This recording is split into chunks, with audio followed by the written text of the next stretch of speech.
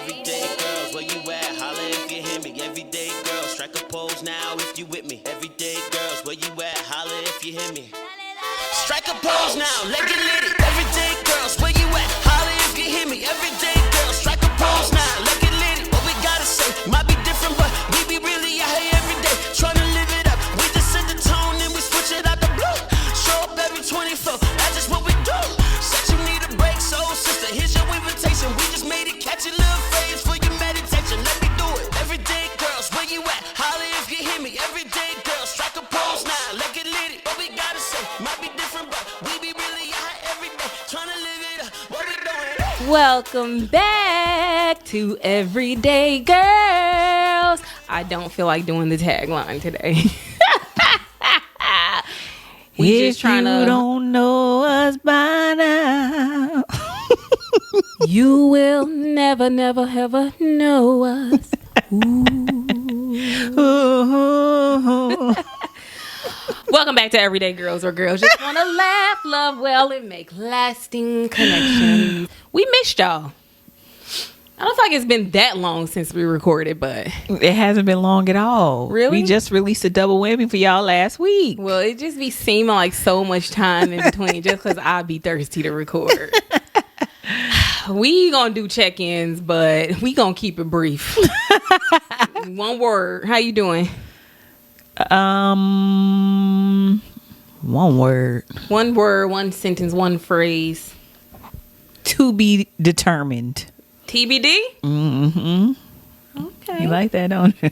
Okay. What about you? I am annoyed. What? I'm not trying to bring negativity today. I'm just trying to be honest. I feel like I'm kind of having a battle with emotional disruptions. I don't feel emotional. I just feel like I don't want to be inconvenienced in my emotions right now. Does that make sense? Yes, but you should give an example. I'll give the example of small triggers. Okay. Because sometimes we use the word trigger, and I feel like it's like a trending sort of thing now, triggers, but sometimes it's not that deep. Sometimes it's just like Annoyances. it's just emotional annoyances like that disrupt the flow of your day. I'll give an example. I worked really hard on this project at work. It took me hours, and I would even say it took me 2 days, and I was so proud. I felt so accomplished. I worked so hard on this project. My manager gave me all the kudos and accolades. I was at the top of the department. This like accelerated my metrics. It was awesome. And then I get a message today where my manager is like scared to approach me, and he was like, I appreciate all the hard work you put in. Unfortunately, there was like a technical glitch, and everything that you did basically didn't take in the system, so you got to redo it. Oh, no. And so I just feel like in the spirit of trying to remain positive and, you know, controlling the variables that you can control, and like there's no point in getting riled up about something that it's nothing you can do about it. I feel like that's all fine and dandy, but it's still like an emotional disruption. It's still annoying. And so when I'm talking, I sometimes feel like, oh my God, I'm complaining too much. But sometimes you just want to complain. Like it just makes you feel better, at least temporarily. So that's where I'm at. Okay, girl. Well, your complaining thing, did you see my status this week? Which one? Some of you are not unhappy. You just have a complaining spirit. Oh, I did. You don't have a complaining spirit. I saw that. But I mean, everybody can have a day, but I think everybody in this era is just miserable all the time. Everything is just a big deal. A big deal. Everything is hurtful. Everything is underlined. Everything is offensive. It's like, no, it's not. You just doing too much. Charlie asked me the other day randomly. She was like, "Mommy, does Avery sometimes act like it's the end of the world?"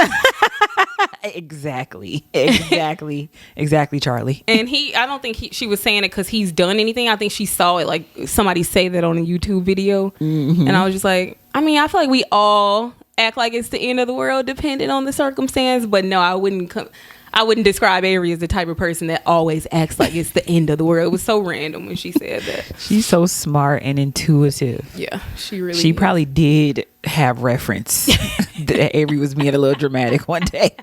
And she just tried to put two and two together. Exactly. Like, is this an example? That's how her brain works. That's funny. First of all, let's talk about the fact that season 1 is about to come to its end, right? And we're going to be starting a new season 2. I feel like season 1 was our just getting our feet wet and trial and error and seeing how this would go for us. I think now we're in a groove where we're trying to become a little bit more certified. It's a little bit more official, right?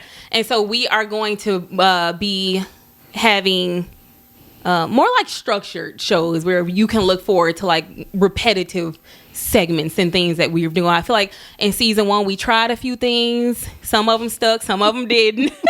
But in season 2 we'll be looking to have a little bit more organization and structure in the format of the show. Let's talk about the death of friendships, which we've already talked about, like mourning the loss of adult friendships, but I mean something different. I mean when a friendship shifts and one person is still holding on and the other person has made peace with letting go. I want to talk about it from both sides. What that looks like from the person still holding on and what that looks like from the person who is cool without that connection. Have you ever had a friendship where you felt like you still wanted to be friends and you were still holding on to that connection, but they were gone? Yeah. Mm-hmm. I definitely can see it from both sides.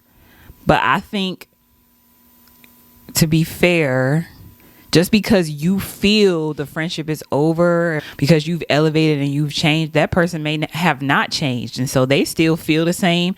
They still feel like the connection is the same. They don't know you enough to know that, oh, okay, maybe we're not as compatible anymore. Or nothing could have really happened with the friendship. It could just be the person that changed and needs to do something different for them. Right. Which I feel like you still have to offer the release, the let go, the understanding, but I don't necessarily fault the person for being like, huh? You know, what do you mean? Still want to reach out, still trying to make fetch a thing. Like you tried to make, what you tried to make a thing the other day? Oh, because people always trying to say GD, and I don't like that. So what did you try to change it to? Devil damn. Use the devil's name in vain. He already damned. Kristen doesn't like when people say goddamn. And so she tried to get me to say devil damn. And y'all shouldn't either. And for those of you in the room who feel like you're saying GAH or GOT, it's still a variation or a form of God. I don't think so. Especially if you're saying GAH, because that D is going to grab onto that GAH and still be God. Wondering why your prayers and your blessings getting blocked. How many times have you said GD? Can you not say for those of us in the room, it's only me? We'll table that and come back to it. You brought it up. Stop trying to make fetch happen. The person who has made peace with the fact that the connection is not as strong anymore and is okay with letting it go, do you suggest they communicate that to the other person? Because I feel like for me, there have been situations that I've been in where I feel like it's hard to continue to call somebody your friend, especially if you don't talk to them ever. It could be years that you've not talked to this person. They don't have a daily, intimate, intricate relationship with you, weekly, monthly, nothing. It's almost like when you see each other, when you talk, maybe it's like on social media from time to time, but there is no viable connection there. And for the person still kind of holding on to it, there can be situations that arise where they feel like you mishandled the situation as a friend, and in your mind you're like, are we really friends? For example, like, I don't know, if I got engaged to be married, I probably wouldn't invite you to my wedding. You know what I mean? So I feel like when those situations arise, it can be a point of contention or frustration for that person who's let it go and is just like, nah, I handled it like that because our bond is not as strong anymore. So do you feel like it's appropriate to just communicate that to the other person? It depends. What you're describing sounds like, oh, we were close in college, or oh, we were close in high school. We might have remained in touch certain times, special times through social media or through special events, but y'all don't have a daily relationship. I can only speak from the perspective of daily, weekly relationship, friend, and then all of a sudden a decision has been made that I need to do this for my life. You know, I need to cut off ties with this person, that person, this person, or just change my life around, which people are entitled to do. Depending on the depth of the relationship, it absolutely is owed a conversation. That's just like somebody ghosting you. Just imagine it being your boyfriend and all of a sudden they decided they need to let you go. Yeah. And never being seen or heard from again.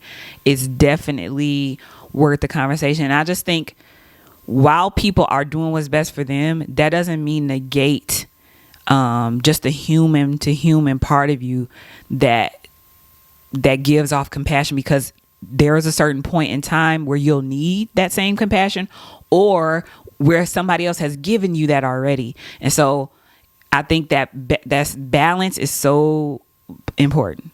However, I think that to assume when you have not talked to somebody in a while and when you have not had a day-to-day connection, and to be entitled is what I would like to call it, to their time, to their resources, you know, is kind of like, yeah, because it's like we ain't on that level no more. And so do I think that necessarily deserves a full blown out conversation? No, it's just a no, I can't help you this time. And then maybe they can get it along the way. I don't know. I think we're really on the same page as far as what that looks like. It's very circumstantial, and it really depends. The operative word there was balance. Like, read the room, like we always talk about, have a feel for the situation, and kind of be courteous, because I do feel like if you did have a relationship with that person at one point, not that you owe anybody anything, but you owe that once formed bond some form of communication. Not even that deep. You just owe humans respect. Like, if I go into a grocery store, I'm not going to be like, bag my damn groceries right now. Like, or like, you know what I'm saying? Like, you can give a stranger in a store just common courtesy, respect, basic things. You know what I'm saying? You don't have to go out of your way.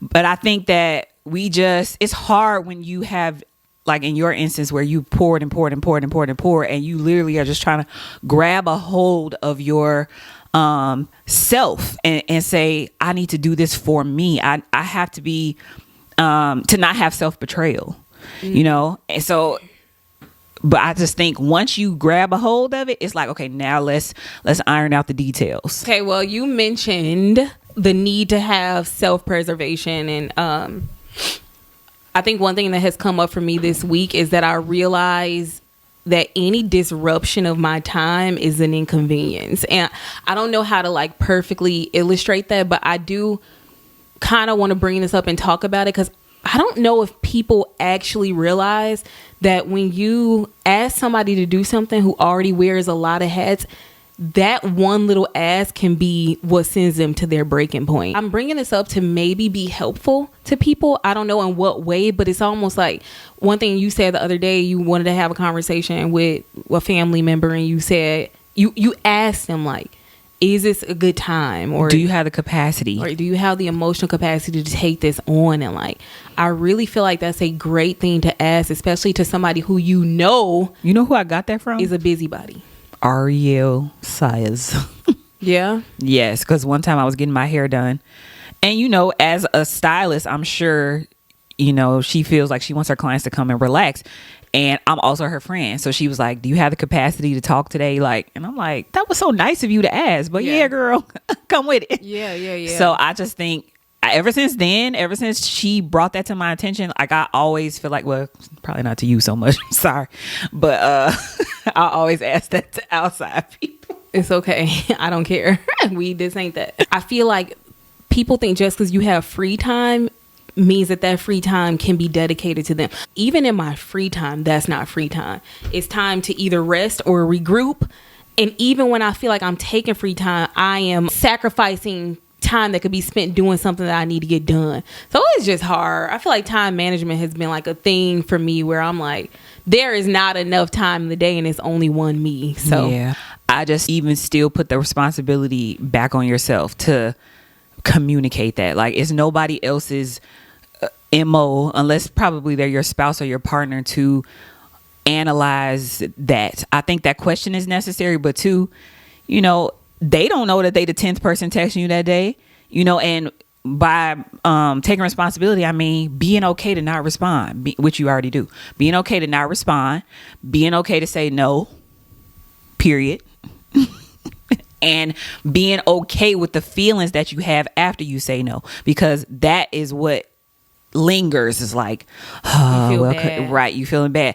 That's not their fault that you're feeling bad and that you decided to take it on and that you said yes. You got to own that.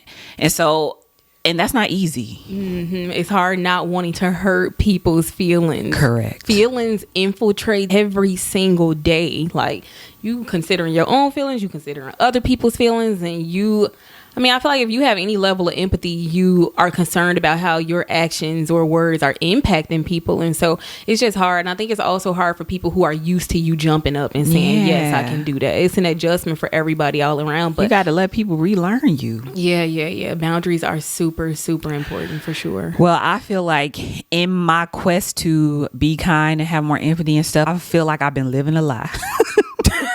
Oh, okay. What just happened? I do. I feel like, and I'm being a little bit dramatic, but I just feel like, when can I be honest? You can be honest right now. When can I really do what I'm feeling? And I know everything you feeling ain't supposed to be acting on. Everything you feeling ain't facts. I get that. Sometimes it's emotional, but it's just like, I feel like that is exhausting. Like, I do not want to be an empath. No, thank you. Mm-hmm. Nope. I got my own stuff to take on, because you become neglectful of yourself. Well, I do feel like you had your moments in time and season of being your self-absorbed, putting yourself first. Now you've had your moment, time, and season of putting other people first, and now it's a time for you to walk into finding that balance. Yeah. Who do you want to be in that aspect? When are the situations that you can put somebody else first? When are the situations that it's vital for you to put yourself first? Now that you've experienced both lifestyles, essentially, you can make an informed decision. I'm going back. Well, I'm never going back, because we the opposite, and I'm here to stay. I like it here. I love it here, as a matter of fact. I'm going back to the old me. The old what? The old me. Okay, girl.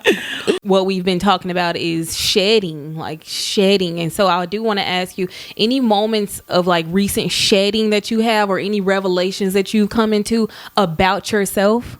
Yeah, I feel like this is going to be really, really, very vulnerable and very transparent. I've learned over the past few months that there was a lot of areas in me that I found to be healed that weren't necessarily healed. And as I'm healing, I realized a lot of things about myself. One being, I'm the type of person where I can be what people need me to be. Mm-hmm. And I say that because I know a lot of people can do that, but I mean literally to keep people at a distance and to keep people happy and off my back, and to keep from revealing the real truth about a lot of things that I feel like I have the capacity to be whatever somebody needs. And specifically in my marriage, like, I grew accustomed to being exactly what Terrence needed without even thinking, to the point where it was just expected. Mm-hmm. And so now that I've healed, because after you heal, you reevaluate a lot of different things. You reevaluate, do I really like doing that? Is that really a part of my personality, or is that coming naturally? Or am I doing that simply because I know that will keep this person happy? And I feel like, while to a certain degree there is a selflessness that comes in marriage and in all relationships, I feel like my own awareness of how much I'm not in touch with what I actually want to do and what I actually feel has become very, very apparent. And so I'm like rebirthed almost, like, where I'm like, I really need to take a second to think about getting to know Kristen as the healed version, not as a version that will be and do whatever people need her to be and do. That goes for friendships, that goes for family relationships, that goes for husband and wife relationships. And it's not an easy place to be, because you just feel naked and like a fish out of water, and it's gonna ruffle everything in your life. But I owe it to myself to get to know what I actually want and feel. And as you do that, your standards change. Mm-hmm. Your standards increase. Who you want to be increases. What you expect from others increases, as opposed to, let me just be all I can to fulfill the needs. I feel like when you're growing, I don't want to say expectation, but the level of relationship that you have with people will fluctuate and change if they're not also growing. Right. So you begin to grow and you begin to change, and then you begin to see people through a different lens. Like, okay, the way that you are was acceptable and okay when I was on the spectrum of growth a little bit less, but now that I'm elevating. Or just simply when I was unhealed. Yeah. When I was unhealed and I didn't value the things that I value right now about myself. I'm okay to take the low road. And I feel like that is the dangers of being with somebody for a long, long time. Mm-hmm. But also on the other end of that, there's a beauty when you can come to the table fully honest. Mm-hmm.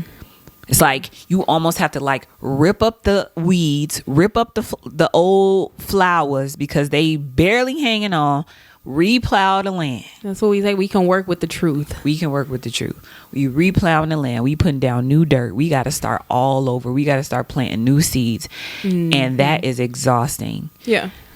And so yeah, that's kind of where I'm at with the shedding, and so that's probably why I'm a little somber today. It's just it takes a lot to say, yes, God, I surrender. I want to be healed. Mm-hmm. It takes a lot. It takes a toll on you, huh? Oh Lord. I do want to talk about proving yourself within relationship. Like, when is it acceptable to prove yourself? And I guess I'm thinking of prove yourself in like a negative sort of light. What is the alternative? Whereas almost like I'm putting in this relationship, is it being reciprocated? Like, I don't mind proving myself, for lack of a better word, if you're also proving yourself to me. But there becomes a disconnect when I feel like I'm doing all the work. Relationships don't work if it's one-sided. Yeah, well, I feel like it shouldn't be. This is just a very strong opinion. We shouldn't be having to prove nothing. Mm-hmm. And I think that proving yourself comes from whatever thing happened in your childhood to where you feel like you owe somebody the expectation that they have of you, or people have labeled you a certain way. And I know just like mine comes from being labeled a good girl, being labeled, oh, Kristen is gonna do the right thing, being labeled a leader. The proving comes from living up to that standard wherever you go, or people seeing you in such a high position and you are like, but actually no, I'm really not that awesome. But also I do feel like there's another side of proving yourself, and that is through insecurity. Like, if you've been hurt within a relationship, it don't have to be your childhood, but if you've been hurt and you want to make it work, it then becomes, oh my God, you hurt me because I must have been lacking in the area, or I must not have been good enough in this area. So let me prove to you that I am. And then it gets to a point where you fighting to prove that you should have been treated right the whole time. That's what it becomes when you are so desperate to save that relationship. I spent a lot of time in a relationship proving myself and being hurt and proving myself and being hurt and getting kicked off that horse and pulling myself back up just to say, hey, see me, look at me, I'm great, treat me right. And it was all for nothing. You are enough takes on a whole nother definition and meaning. You are enough if you never lift another finger. If you decide to never do anything a day in your life, you being yourself is worthy. And I think I can relate to that right now for me. Like, I don't got to do nothing else. Me being me is enough. And discovering what that really is, not what I've created it to be, because it makes everybody else feel awesome. I definitely hear what you're saying about proving yourself. And on the other end of that, proving yourself to somebody else who's like getting into a relationship where somebody else has been hurt or they don't trust. And so now you got to prove by works that you're enough and that they can trust you and that, you know, this is good. And, you know, and it's just like, no, it's built on the wrong things. I do like the idea of couples that want to outdo each other. Like, let me outlove you. I'm gonna love you so good. Like, I like that, but it takes on a toxicity when it's like expected, and when I ain't doing this unless you do it, or well, I ain't doing this unless you do it. Reciprocity is really important. And I feel like that outlove ideal has been one of the standards of how I love, but it's very seldom been reciprocated. I feel like it's okay to outlove the type of person who's going to show you that same sort of effort in relationship. And that's what just reminded me. I said, like how people say you need to be equally yoked spiritually, you need to be equally yoked financially. You need to be equally yoked within your efforts and what things look like to you. Because somebody's 10% could be, they could be feeling like it's 100%, but to you it only looks like 10%. They think that their 10% has, they done given all they can. You like, but you only gave 10%. But in their mind, it's 100%. In their mind, it's 100%. In their mind, they've gone above and beyond. And so you have to be equally yoked in your efforts. That's what I would say to anybody who is in relationship, any kind, friendship as well. And it's not going to look the same. Don't get me wrong. How you love and all of that is not going to look the same. But I mean, in the efforts, in the desire to make that a priority, it needs to be equal. There's no room for pride in it. Pride is the killer of all things. I'm definitely guilty of that. I'm trying to balance now. We all are. Pride and just being like pride and being a brat and just stumping my feet, having my way, versus no, this is what actually is my standard now. Yeah. And that goes for every area of my life. Yeah.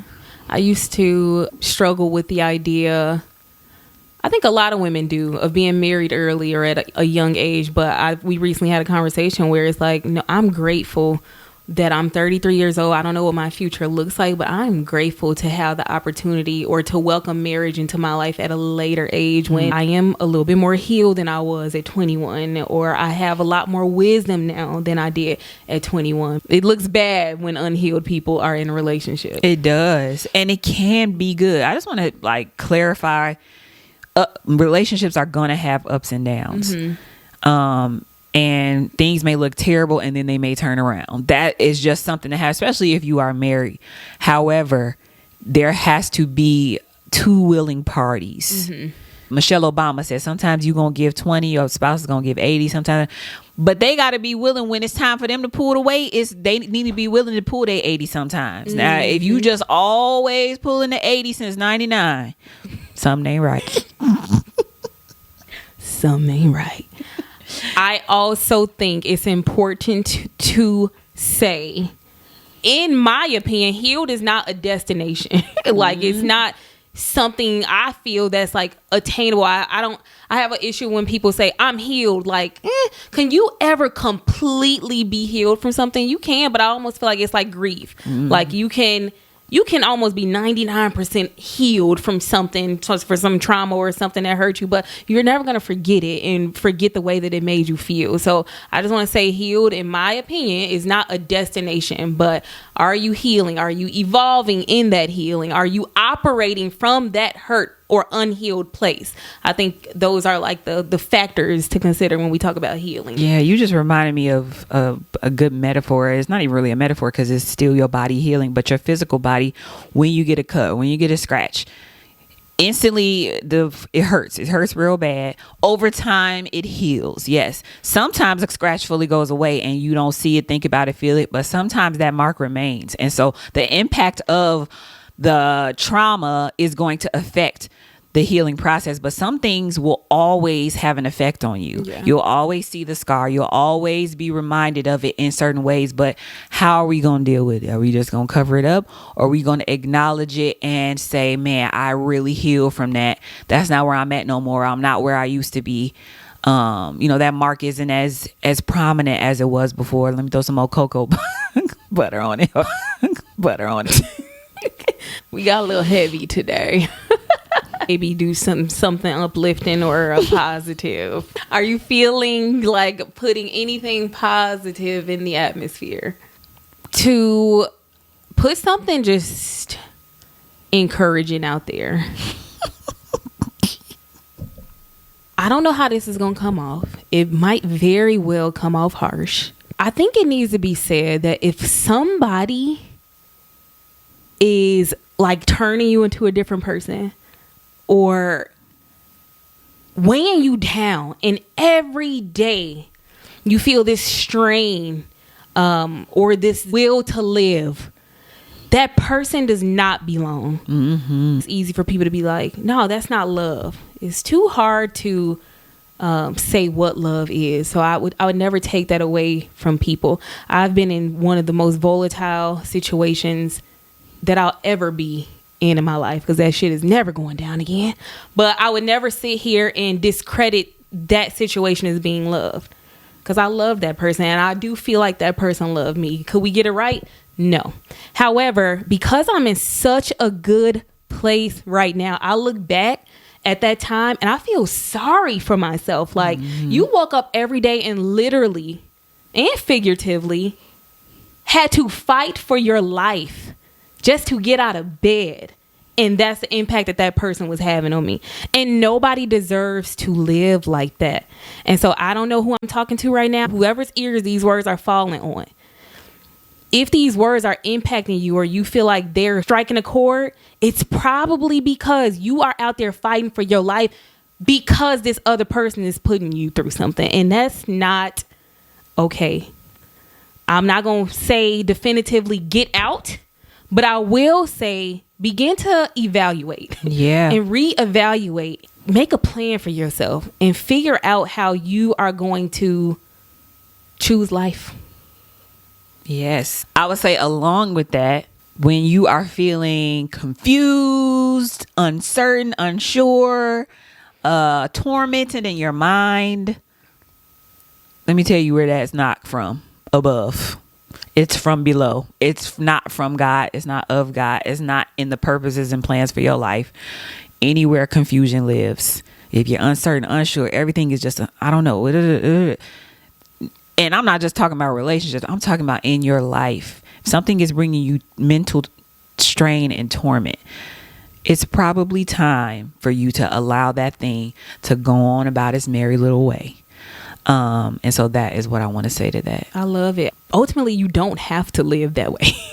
You don't. And life is too short, but life is also very long. Mm-hmm. And it's what you make it. But you don't have to spend your time struggling. You don't. I feel good. I feel good.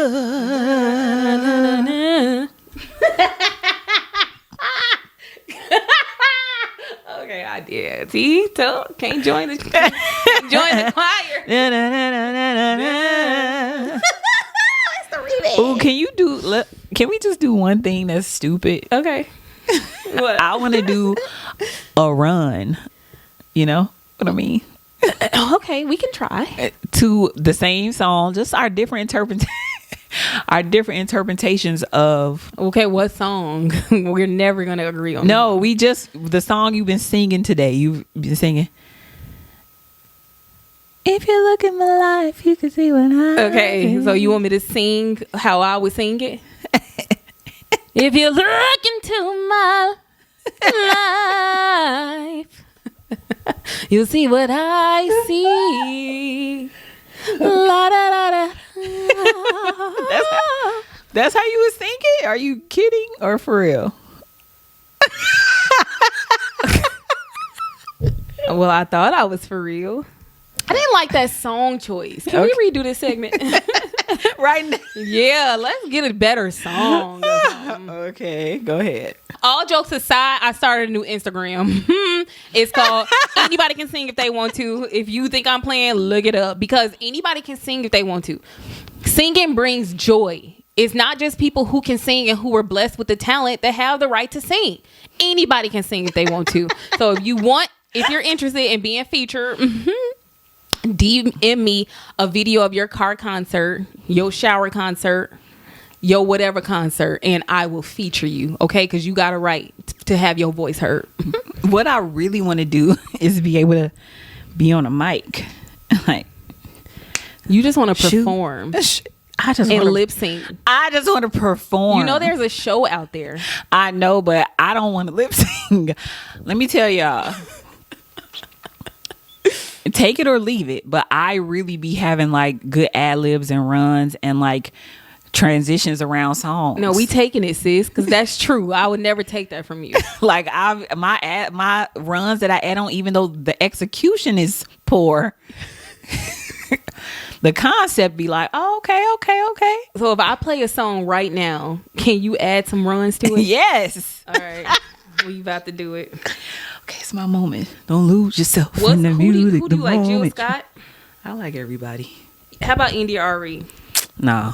You just said you like everybody. I like her, but I don't want to do runs to her song. It's not the average girl. No, I don't want to do that. Not the average girl. Okay, are you ready?